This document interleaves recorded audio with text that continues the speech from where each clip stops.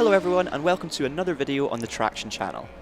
The coronavirus pandemic completely changed the face of the 2020 Formula 1 season, with many races being cancelled or replaced due to safety concerns and restrictions.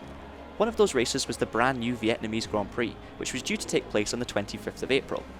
Everybody thought that we would have to wait another full year for the Hanoi Street Circuit to welcome F1 machinery, but after one of the key officials championing the event was arrested in August on corruption charges, the 2021 race was also cancelled. This has raised serious doubts about whether we will ever see a Grand Prix in Hanoi, which would be a massive shame as Vietnam is one of the most beautiful countries on the planet. Thankfully, as the 2020 F1 game had already been developed before all of the cancellations, the circuit is actually included in the game. This then might well be the only ever chance we get to drive the Hanoi Street Circuit. As it's likely that this track may never host a Grand Prix and bring new history to Formula 1, we thought we would bring Formula 1 history to it instead as a tribute to a track that could have been.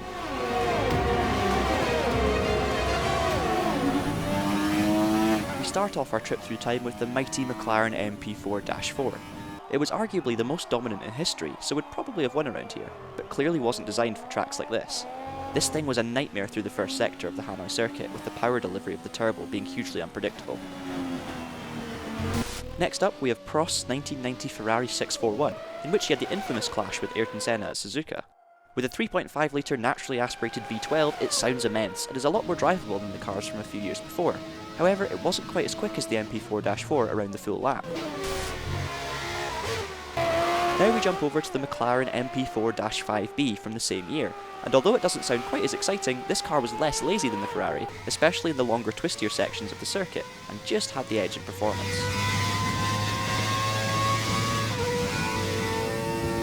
After the V12 Ferrari and the V10 McLaren, we have the infamous V8 Jordan 191. This was the first F1 car from Jordan and the first for Michael Schumacher, and you can tell even in the game that it was built on a very different budget to the others. Its power deficit really costs it lap time on Hanoi's ridiculous backstretch, but it looks good, so who cares. Next we jump into the McLaren MP4-6 from the same 1991 season, and you can feel the step up from both its predecessor and the 7-Up-mobile. The car has a little bit more of everything: power, grip, braking performance, even looks in my opinion.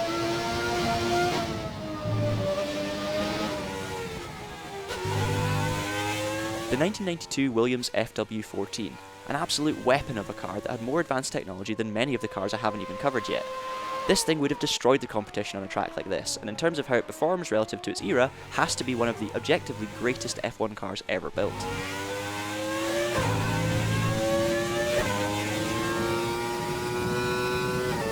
As we start the second lap, we are well into the mid-90s by now, and after the banning of driver age such as active suspension and traction control, these cars were actually tougher to drive and slower than their predecessors.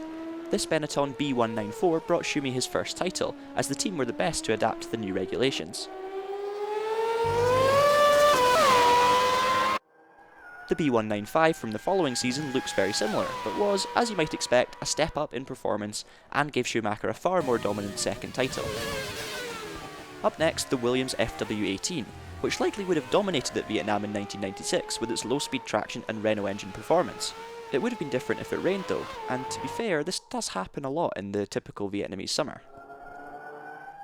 Now we have the screaming McLaren MP4-13. 98 saw major regulation changes that totally transformed the car's characteristics, including a move to groove tyres. This was also the first car to win a race after I was born, and I'm sure that's really important to all of you. Perhaps more relevantly, it was, for me, the most enjoyable car to drive around this track out of all of these classics.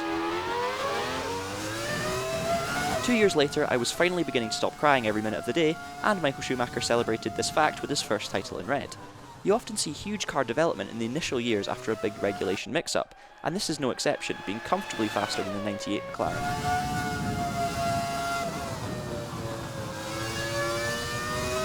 Next up is the Williams FW25, with its screaming BMW V10 producing a whopping 940 horsepower.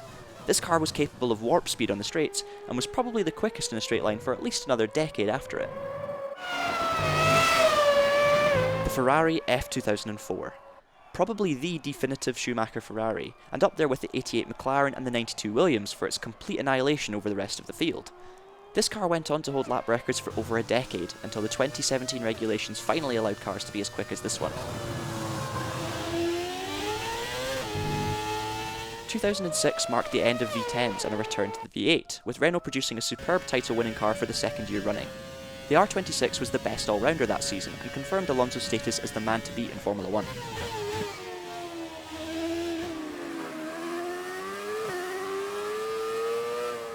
The following year saw a titanic scrap between Ferrari and McLaren as Renault fell back into the midfield. The team from Maranello came out on top, and Raikkonen was able to secure the title in this F2007, but it's anyone's guess as to which team would have taken the spoils in Vietnam had they raced there.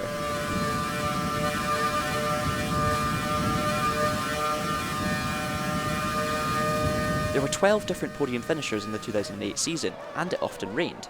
The cars were very evenly matched in general, but this MP428 took Hamilton to his maiden championship after a dramatic final lap in Brazil. I think a wet 2008 Vietnamese Grand Prix would have been a classic, and might have produced a better race than Valencia ever did. In 2009, Brawn GP made the most of the biggest regulation shake-up since '98. Back on slick tyres and with an innovative double diffuser, the BGP 001 stuck to the road like glue and would have been perfect for the twisting final sector of the Hanoi Street Circuit. The Red Bulls did catch up halfway through the season, so depending on when in the season the race would have taken place, we might have seen a different result.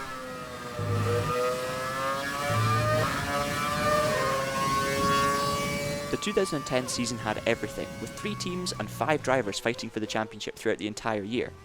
Even at the last race, 4 men still had a chance of snatching the trophy, and one of the favourites was Fernando Alonso in this Ferrari F10. This car won 5 races that year, including the brand new Korean GP. The McLaren MP4-25 also racked up 5 victories, but its competitiveness faded towards the end of the season, with Hamilton and Button claiming 4th and 5th respectively in the final standings. It tended to suit tracks with long straights and slow traction zones, with wins in Shanghai and Montreal, so I think the Hanoi Street Circuit would have been ideal. The final one of our 2010 contenders was the Red Bull RB6 that brought the team its first constructors title and Sebastian Vettel his first driver's crown. There is no denying that the Red Bull was the quickest car in terms of quali pace throughout the whole season, but it suffered with reliability problems. Its main strength was its downforce, which became synonymous with newly designed Red Bulls at the start of the decade, so this car would have blitzed the last sector. A 2010 race around here would probably have been exceptional to watch.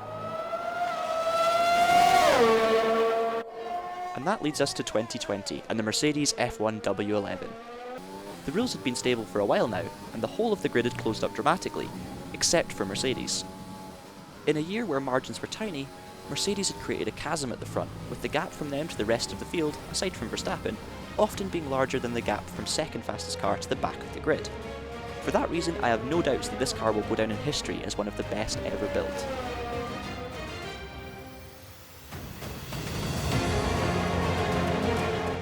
This Mercedes would likely have been the first winner of the Vietnamese Grand Prix, but due to the coronavirus pandemic, we never got to witness it and probably never will.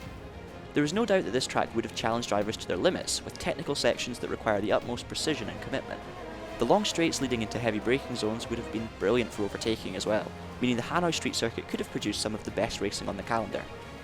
Of course, we still hope we will get to see it one day, and that the track can create some Formula 1 history of its own. Would you like the Vietnamese Grand Prix return in the future? Or do you think it's just another boring new circuit that shouldn't be on the calendar? Let us know in the comments below. If you want to see more content from Traction, make sure you subscribe to the channel and hit the notification bell. That's it from me for this video, but until next time, keep it pinned, thanks for watching, and have a great day.